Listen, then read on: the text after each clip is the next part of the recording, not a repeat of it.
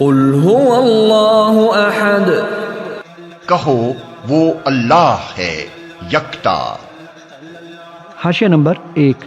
اس حکم کے اولین مخاطب تو رسول اللہ صلی اللہ علیہ وآلہ وسلم ہیں، کیونکہ آپ ہی سے یہ سوال کیا گیا تھا کہ آپ کا رب کون اور کیسا ہے، اور آپ ہی کو حکم دیا گیا ہے کہ اس سوال کے جواب میں آپ یہ کہیں۔ لیکن حضور کے بعد ہر مومن اس کا مخاطب ہے، اسے بھی وہی بات کہنی چاہیے جس کے کہنے کا حکم حضور صلی اللہ علیہ وآلہ وسلم کو دیا گیا تھا۔ حاشیہ نمبر 2۔ یعنی میرے جس رب سے تم تعارف حاصل کرنا چاہتے ہو وہ کوئی اور نہیں بلکہ اللہ ہے۔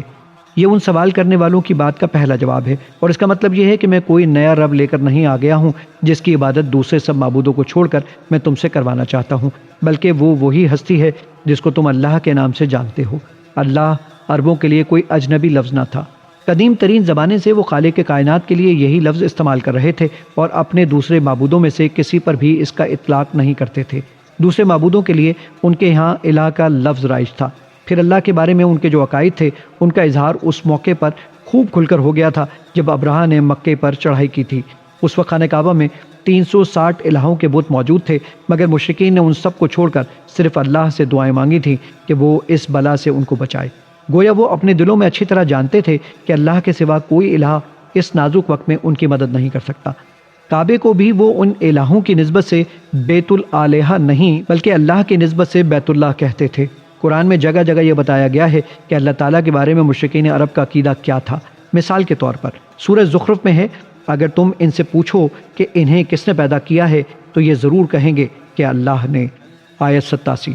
سورہ عنکبوت میں ہے، اگر تم ان سے پوچھو کہ آسمانوں اور زمین کو کس نے پیدا کیا ہے اور چاند اور سورج کو کس نے مسخر کر رکھا ہے تو یہ ضرور کہیں گے اللہ نے۔ اور اگر تم ان سے پوچھو کس نے آسمان سے پانی برسایا اور اس کے ذریعے سے مردہ پڑی ہوئی زمین کو جلا اٹھایا تو یہ ضرور کہیں گے اللہ نے۔ آیت 61 تا 63۔ سورہ مومنون میں ہے، ان سے کہو بتاؤ اگر تم جانتے ہو کہ یہ زمین اور اس کی ساری آبادی کس کی ہے، یہ ضرور کہیں گے اللہ کی۔ ان سے پوچھو ساتوں آسمانوں اور عرش عظیم کا مالک کون ہے، یہ ضرور کہیں گے اللہ۔ ان سے کہو بتاؤ اگر تم جانتے ہو کہ ہر چیز پر اقتدار کس کا ہے، اور کون ہے وہ جو پناہ دیتا ہے اور اس کے مقابلے میں کوئی پناہ نہیں دے سکتا، یہ ضرور جواب دیں گے کہ یہ بات تو اللہ ہی کے لیے ہے۔ آیات 84 تا 89۔ سورہ یونس میں ہے، ان سے پوچھو کون تم کو آسمان اور زمین سے رزق دیتا ہے، یہ سماعت اور بینائی کی قوتیں جو تمہیں حاصل ہیں کس کے اختیار میں ہیں، اور کون زندہ کو مردہ سے اور مردہ کو زندہ سے نکالتا ہے، اور کون اس نظم عالم کی تدبیر کر رہا ہے، یہ ضرور کہیں گے اللہ۔ آیت 31۔ اسی سورہ یونس میں ایک اور جگہ ہے، جب تم لوگ کشتیوں پر سوار ہو کر باد موافق پر فراح و شاداں سفر کر رہے ہوتے ہو، اور پھر یکایک باد مخالف کا زور ہوتا ہے اور ہر طرف سے موجوں کے تھپیڑے لگتے ہیں اور مسافر سمجھ لیتے ہیں کہ طوفان میں گر گئے، اس وقت سب اپنے دین کو اللہ ہی کے لیے خالص کر کے اس سے دعائیں مانگتے ہیں کہ اگر تو نے ہمیں اس بلا سے نجات دے دی تو ہم شکر گزار بندے بنیں گے۔ مگر جب وہ ان کو بچا لیتا ہے تو پھر وہی لوگ حق سے منحرف ہو کر زمین میں بغاوت کرنے لگتے ہیں۔ آیت 22-23۔ یہی بات سورہ بنی اسرائیل میں یوں دہرائی گئی ہے، جب سمندر میں تم پر مصیبت آتی ہے تو اس ایک کے سوا دوسرے جن جن کو تم پکارتے ہو وہ سب گم ہو جاتے ہیں، مگر جب وہ تم کو بچا کر خشکی پر پہنچا دیتا ہے تو تم اس سے منہ موڑ جاتے ہو۔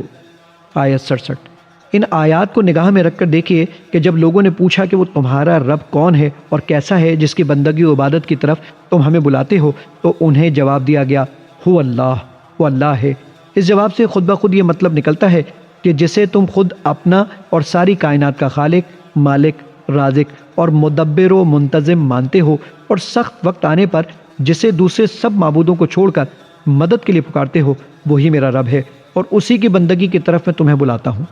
اس جواب میں اللہ تعالیٰ کی تمام صفات کمالیہ آپ سے آپ آ جاتی ہیں، اس لیے کہ یہ بات سرے سے قابل تصور ہی نہیں ہے کہ کائنات کو پیدا کرنے والا، اس کا انتظام اور اس کے معاملات کو تدبیر کرنے والا، اس میں پائی جانے والی تمام مخلوقات کو رزق دینے والا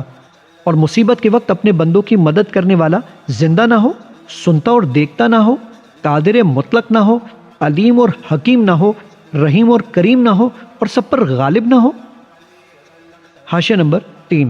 نحوی قاعدے کی روح سے علماء نے هو اللہ احد کی متعدد ترکیبیں بیان کی ہیں،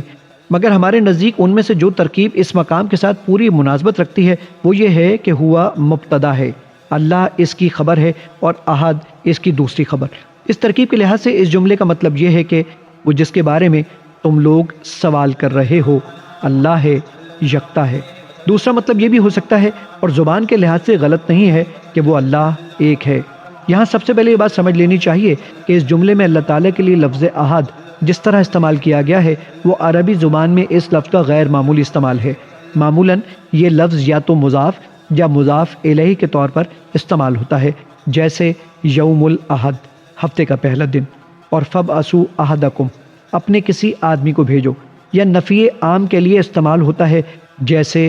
ما جاءنی احد میرے پاس کوئی نہیں آیا، یا عمومیت کا پہلو لیے ہوئے سوالیہ فکرے میں بولا جاتا ہے، جیسے حل عندک احد کیا تمہارے پاس کوئی ہے، یا اسی عمومیت کے پہلو سے شرطیہ جملے میں بولا جاتا ہے، جیسے ان جاءک احد اگر تمہارے پاس کوئی آئے، یا گنتی میں بولا جاتا ہے، جیسے احد اسنان احدہ عشرہ 1 2 11۔ ان استعمالات کے سوا نزول قرآن سے پہلے کی عربی زبان میں اس امر کی کوئی نظیر نہیں ملتی کہ محض لفظ احد وصف کے طور پر کسی شخص یا چیز کے لیے بولا گیا ہو، اور نزول قرآن کے بعد یہ لفظ صرف اللہ تعالیٰ کی ذات کے لیے استعمال کیا گیا ہے اور دوسرے کسی کے لیے کبھی استعمال نہیں کیا گیا۔ اس غیر معمولی طرز بیان سے خود بخود یہ ظاہر ہوتا ہے کہ یکتا و یگانہ ہونا اللہ تعالیٰ کی خاص صفت ہے، موجودات میں کوئی دوسرا اس صفت سے متصف نہیں ہے، وہ ایک ہے، کوئی اس کا ثانی نہیں۔ پھر جو سوالات مشرکین اور اہل کتاب نے رسول اللہ صلی اللہ علیہ وآلہ وسلم سے آپ کے رب کے بارے میں کیے تھے، ان کو نگاہ میں رکھتے ہوئے دیکھیے کہ هو اللہ کہنے کے بعد احد کہہ کر ان کا جواب کس طرح دیا گیا ہے۔ اولاً اس کے معنی یہ ہے کہ وہی اکیلا رب ہے، کسی دوسرے کا ربوبیت میں کوئی حصہ نہیں ہے، اور چونکہ الہ معبود وہی ہو سکتا ہے جو رب یعنی مالک و پروردگار ہو، اس لیے الوہیت میں بھی کوئی اس کا شریک نہیں۔ ثانیاً اس کے معنی یہ بھی ہے کہ وہی تنہا کائنات کا خالق ہے، تخلیق کے اس کام میں کوئی اور اس کا شریک نہیں ہے، وہی اکیلا مالک الملک ہے، نظام عالم کا مدبر و منتظم ہے، اپنی مخلوقات کا رزق رساں ہے اور آڑے وقت میں مدد کرنے والا فریاد رس ہے۔ خدائی کے ان کاموں میں جن کو تم خود مانتے ہو کہ یہ اللہ کے کام ہیں، کسی دوسرے کا قطعاً کوئی حصہ نہیں ہے۔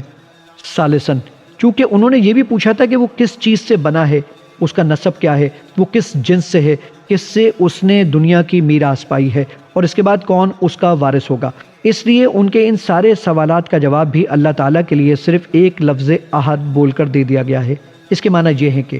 ایک وہی ایک خدا ہمیشہ سے ہے اور ہمیشہ رہے گا، نہ اس سے پہلے کوئی خدا تھا نہ اس کے بعد کوئی خدا ہوگا۔ 2 خداؤں کی کوئی جنس نہیں ہے جس کا وہ فرد ہو، بلکہ وہ اکیلا خدا ہے اور کوئی اس کا ہم جنس نہیں۔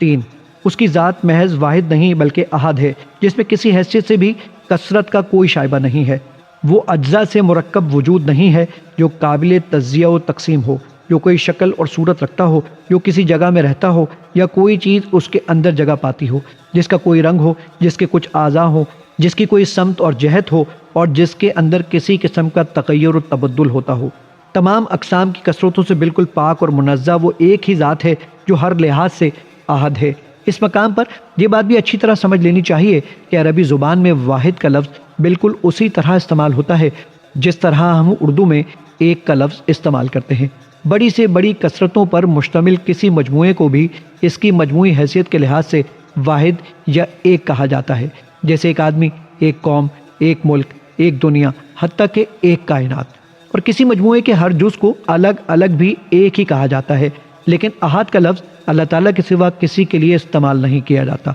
اسی لیے قرآن مجید میں جہاں بھی اللہ تعالیٰ کے لیے واحد کا لفظ استعمال ہوا ہے وہاں الہ واحد ایک ہی معبود یا اللہ الواحد القہار، اکیلا اللہ جو سب کو مغلوب کر کے رکھنے والا ہے کہا گیا ہے، محض واحد کہیں نہیں کہا گیا، کیونکہ یہ لفظ ان چیزوں کے لیے بھی استعمال ہوتا ہے جو اپنی ذات میں طرح طرح کی کثرتیں رکھتی ہیں، بخلاف اس کے اللہ کے لیے اور صرف اللہ ہی کے لیے احد کا لفظ مطلقاً استعمال کیا گیا ہے، کیونکہ وجود میں صرف وہی ایک ہستی ایسی ہے جس میں کسی حیثیت سے بھی کوئی کثرت نہیں ہے، جس کی وحدانیت ہر لحاظ سے